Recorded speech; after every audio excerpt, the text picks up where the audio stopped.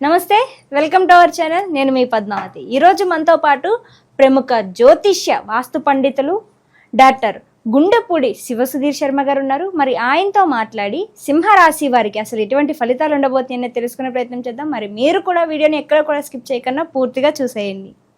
నమస్కారం గురువు గారు. శ్రీమాత్రే నమః. శ్రీ గురుభ్యో నమః. గురువుగారు, మనకి ఆదాయ వ్యయాలు అనే విషయానికి వచ్చేసరికి ఆదాయం అనగానే మనకు వచ్చే సంపాదన, వ్యయం అనేది వచ్చేసరికి మనకి ఖర్చు అవుతుంది అని చెప్తారు కదా. అంటే ఇది వాస్తవమే అంటారా, లేకుంటే ఆదాయ వ్యయాలు కావచ్చు, లేకుంటే రాజపూజ అవమానాలు కావచ్చు, ఇవి వేటి పరంగా లెక్క వేయచ్చు అంటారు? నిజంగా చెప్పాలంటే మనం చిన్నప్పటి నుంచి కూడా మెంటల్గా ఫిక్స్ అయిపోయి ఉన్నాను. ఆదాయం అంటే డబ్బు, ఖర్చు, వ్యయం అంటే ఖర్చు అని. ఆదాయ వ్యయాలు అనేటువంటివి మనకి పంచాంగంలో ఇచ్చేటువంటి విధానం ఏమిటి అంటే కేవలం డబ్బు విషయం ఒక్కటి కాదు. ఆర్థికం, ఆరోగ్యం, కుటుంబం, మనశ్శాంతి, విద్య, మనం అనుకునేటువంటి కార్య సంకల్ప విజయం, ఇవన్నీ ఓవరాల్గా కలుపుకుంటే వీటిల్లో ఏ ఒక్కటి లోపించినా మనశ్శాంతి లోపిస్తూ ఉంటుంది. కాబట్టి ఇవన్నీ కలుపుకొని ఆదాయ వ్యయాల రూపంలో చూపిస్తారు. కానీ డబ్బు మాత్రం కాదు, డబ్బు ఒక్కటి మాత్రం కాదు. మనకి ఓవరాల్గా ఈ సంవత్సరం మొత్తం ఉండేటువంటి ఫలితం, మనకు ఉండేటువంటి మనశ్శాంతి, మనకు ఉండేటువంటి కార్య విజయం ఏదైతే ఉందో ఈ ఆదాయ వ్యయాల రూపంలో చెప్తాం. కానీ కేవలం డబ్బు ఒక్కటే ఎంత వస్తుంది, ఎంత ఖర్చు అవుతుంది అనేది మాత్రం పిచ్చి అపోహ అని చెప్తాను నేను. కాబట్టి ఆ విధంగా చూసుకోకండి.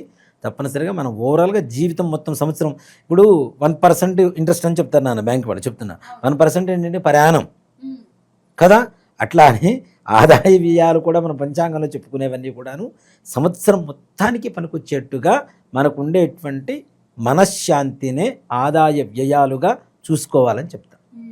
గురువుగారు, సింహరాశి వారికి ఉగాది నుంచి ఉగాది వరకు చూసుకున్నట్టయితే కనుక అసలు వీరికి ఎటువంటి ఫలితాలు కనిపిస్తున్నాయి, దాంతోపాటుగా అసలు వీరి ఆదాయ వ్యయాల విషయాలు కావచ్చు, రాజ్య పూజ్యాల విషయాలు కావచ్చు, అసలు విద్య, ఆరోగ్య, వ్యవహారాలు అన్నింటిలో ఏ విధంగా ఉండబోతుందంటారు? ముఖ్యంగా నాన్న, ఈ విశ్వావసునామ సంవత్సరంలో అసలు బాగా లేనటువంటి రాశులు 2 ఉంటాయి. వాటిల్లో సింహరాశి ఒకటి. ఆదాయం 11, ఖర్చు 11, రాజ్యపూజ్యం 3, అవమానం 6, అన్నీ కూడాను వీరికి భంగంగానే కనబడుతూ ఉంది.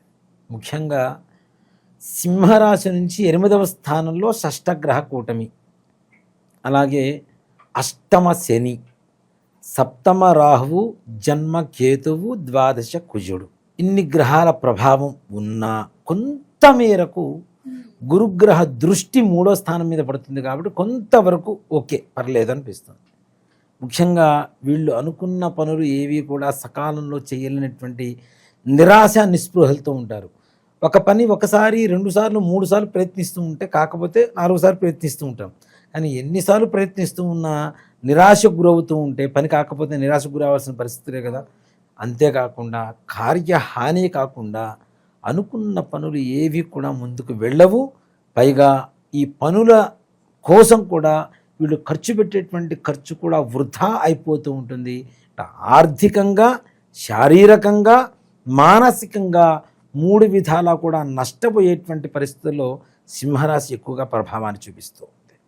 అలాగే వాహన ప్రమాదాలు, అష్టమ స్థానంలో శని, తప్పనిసరిగా వాహనాలతో ట్రాన్స్పోర్ట్ బిజినెస్ వాళ్ళు కానివ్వండి, ఐరన్ బిజినెస్ వాళ్ళు కానివ్వండి, తగిన జాగ్రత్తలు తీసుకుంటూ ముందుకు వెళ్ళాల్సినటువంటి పరిస్థితి. అలాగే వివాహం కోసం ప్రయత్నించేటువంటి ప్రయత్నాలు కూడా అంత సానుకూలంగా ఎక్కడ కనపడవు.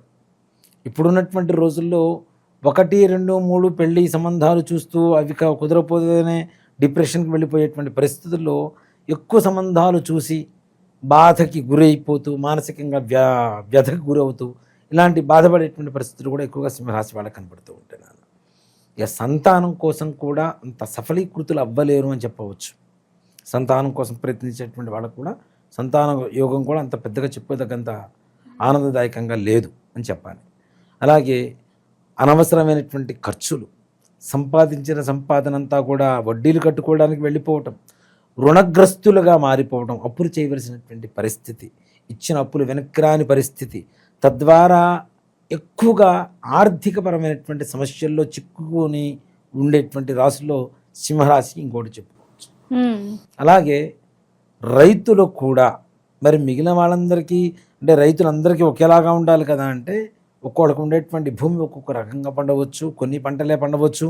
ఇప్పుడు ఈ పంటలు వేసుకుంటే బాగుంటుందని చెప్పి పంచాంగం సూచిస్తున్నా సరే ఇవేవి కాదు, నాకు ఇష్టం వచ్చినటువంటి పంట వేసుకుంటానని చెప్పి బుద్ధి మారిపోయి ఏదో నష్టం వచ్చేటువంటి పంట వేసుకొని తద్వారా నష్టం రావడానికి కూడా అవకాశాలు ఉన్నాయి. కాబట్టి తగిన జాగ్రత్తలు తీసుకోవాల్సినటువంటి పరిస్థితి కూడా ఉంది. అలాగే విద్యార్థులు కూడా అతి కష్టం మీద 100 మార్కులకి 35 మార్కులు పాస్ మార్క్స్, అవునా? 35 రావాలంటే 100 మార్కులు రావడానికి కావలసినంత కష్టాన్ని వీళ్ళు చూపించగలిగితే కనీసం ఉత్తీర్ణత పొందడానికి అవకాశం కలుగుతుంది ముఖ్యంగా. అలాగే వివాహ యోగాలు లేవు, సంతాన యోగాలు తక్కువగా ఉన్నాయి. విదేశీ ప్రయాణం కోసం ప్రయత్నించేటువంటి వారికి మాత్రం తప్పనిసరిగా సఫలీకృతులు అవుతారు. ఇంకోటి ఏంటంటే సింహరాశిలో ఉండేటువంటి వారు ఈ సంవత్సరం ఎవరైతే విదేశాలకి వెళ్ళాలని ప్రయత్నం చేసి సఫలీకృతులై ముందుకు వెళ్ళి అక్కడ ఉండిపోతారో అతి ఎక్కువ మంది స్థిరంగా ఉండేటువంటి వాళ్ళలో కూడా సింహరాశి వాళ్ళని చెప్పుకోవచ్చు. వెళ్ళి కొన్ని రోజులు చదువుకోవడము, ఉద్యోగం చేయడము, రావడము కాకుండా వెళ్ళిన తర్వాత అక్కడే స్థిరత్వం కలగడానికి యోగం కలుగు చేసేటువంటి సమయం ఈ యొక్క సింహరాశి వాళ్ళకి ఈ సంవత్సరం తప్పనిసరిగా కలుగుతూ ఉంటుంది. అలాగే ఈ సింహరాశిలో ఉండేటువంటి వాళ్ళకి కోర్టు వ్యవహారాలు చుక్క ఎదురు చూపిస్తుంది. అవి కూడా జయం కలగడానికి అవకాశం ఉండదు.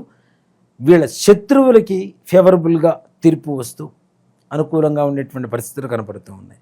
తద్వారా కూడా ఆర్థిక నష్టమే. ఇక్కడ ముఖ్యంగా సింహరాశి వాళ్ళకు ఉండేటువంటి ఈ సంవత్సరంలో ఉండేటువంటి లక్షణం ఏంటంటే వాళ్ళు సొంతంగా తీసుకునేటువంటి నిర్ణయం కొంతవరకు పర్వాలేదు, కానీ పక్క వాళ్ళు ఏదో టెంప్ట్ చేస్తున్నారు అని చెప్పి వాళ్ళ మాటలు నమ్మి విని వాటి ద్వారా పెట్టేటువంటి పెట్టుబడులు కావచ్చు, లేదంటే ఏ వ్యవహారాలైన పనులైనా కావచ్చు, వాటి వల్ల ఎక్కువగా నష్టపోయేటువంటి అవకాశం ఉన్నది. కాబట్టి ఎప్పుడు కూడా మీరు సొంతగా ఆలోచించి మీరు చేసేటువంటి పనులే తప్పనిసరిగా నిదానించి చేయండి. కొత్త కొత్త వ్యాపారాలు పెట్టడం కానివ్వండి, తద్వారా కూడా నష్టం కొద్ది రోజులు మాత్రమే నడుస్తూ ఉంటుంది. ప్రైవేట్ పరమైనటువంటి ప్రభుత్వపరమైనటువంటి ఉద్యోగస్తులకు కూడా ప్రమోషన్ కూడా అందని ద్రాక్షలాగానే కనపడుతూ ఉంటుంది, ఊరిస్తూ ఉంటుంది. వస్తుంది అయిపోతుంది అనుకునేటువంటి సమయానికి కూడా వాళ్ళకి పనులు కాక నిరాశ నిస్పృహలతోనే ఉన్న చోటనే ఉద్యోగం చేసుకుంటూ ఉండడమే కాకుండా కనీసం ఉన్న ఉద్యోగాన్ని కూడా కాపాడుకోవడానికి చాలా కష్టపడవలసినటువంటి పరిస్థితులు కనబడుతూ ఉన్నాయి సింహరాశి వారికి. అంటే ఉద్యోగం ఉంటుందా పోతుందా అనేటువంటి ఒక భయానకమైనటువంటి పరిస్థితులు ఉండేటువంటి పరిస్థితి ఒక సింహరాశి వారికి కనబడుతుంది. అలాగే ముఖ్యంగా సింహరాశిలో ఉండేటువంటి రాజకీయ నాయకులకు కూడా వాళ్ళు అనుకున్నటువంటి పరిస్థితి నుంచి ఉండడం అనేది ఒక పరిస్థితి అయితే, దానికంటే ఒక మెట్టు తగ్గి కిందకి దిగజారేటువంటి పరిస్థితులు కూడా కనపడుతుంది. అంటే ఉన్న స్థానం పోవటం, అలాగే వస్తుంది అనుకునేటువంటిది రాకపోవటం, ప్రజా వ్యతిరేకత పెరగటం, ఇట్లాంటి లక్షణాలు ఎక్కువ కనపడుతూ ఉంటాయి. రియల్ ఎస్టేట్ రంగం వారికి వస్తే వారికి కూడా అనుకోనటువంటి ఒక ఊహించినటువంటి ధనం, అంటే ఇప్పుడు ఒక ప్రాజెక్ట్ చేసేటప్పుడు బాగా లాభాలు వస్తాయని చెప్పి ఆలోచిస్తాను నాన్న, అది కూడా నష్టం వాటిల్లేటువంటి పరిస్థితులు ఏర్పడుతుంది. ఇంకా వీళ్ళు ఎలా ఉండాలి ఇలాంటి పరిస్థితులు అంటే ఏదో పాతవి చిన్న చిన్న ప్లాట్లు అమ్ముతూ ఇట్లా చేసేటువంటి పరిస్థితుల్లో తప్పితే పెద్ద గొప్పగా బాగుంటుందని చెప్పడానికి మాత్రం సింహరాశి వారికి పెద్దగా అవకాశం కనపట్టలేదు అని చెప్పడానికి ఏమాత్రం కూడా అతిశయోక్తి కాదు. కానీ గురువుగారు, మరి ఇంత కష్టకరమైన ఈ సంవత్సరం అంతా కూడా వీరు నిలదొక్కుని బతకాలి అంటే అసలు వీరు ఎటువంటి పరిహారాలు పాటించాలంటారు ఈ సంవత్సరం అంతా కూడా? ఒకటేనా, ఇన్ని కష్టాలు వచ్చినా భగవంతుణ్ణి పాదాలు పట్టుకుంటే అన్ని కష్టాలు నెరవేరిపోతాయి. తప్పనిసరిగా కష్టాలు తీరే మార్గాన్ని చూపిస్తాడు భగవంతుడు, కష్టాలు రాకుండా చెయ్యడు. అలాంటి సమయంలో సింహరాశి వాళ్ళకి ఇలాంటి కష్టకాలంలో ఎవరైతే ప్రతి శనివారం శనీశ్వరుడికి తైలాభిషేకం చేయిస్తారో కనీసం ఒక 2 నెలలకు ఒక్కసారి నల్ల నువ్వులు దానం చేయండి ఎవరికైనా బ్రాహ్మడికి. ఆ విధంగా అష్టమ శని ప్రభావం తగ్గుతుంది, గురుగ్రహ 3వ దృష్టి కలుగుతుంది. కాబట్టి 3వ రాశి మీద కొంతవరకు బెటర్మెంట్ దొరకడానికి అవకాశం కనబడుతుంది. చాలా చక్కగా వివరించారు. అయితే సింహరాశి వారికి ఎటువంటి ఫలితాలు ఉండబోతున్నాయితో పాటుగా ఎటువంటి పరిహారాలు చేసుకోవాలో చక్కగా వివరించారు. ప్రతి ఒక్కరికి అర్థమయ్యే రీతిలో. ధన్యవాదాలు గురువుగారు. శ్రీమాత్రే నమః. శ్రీ గురుభ్యో నమః.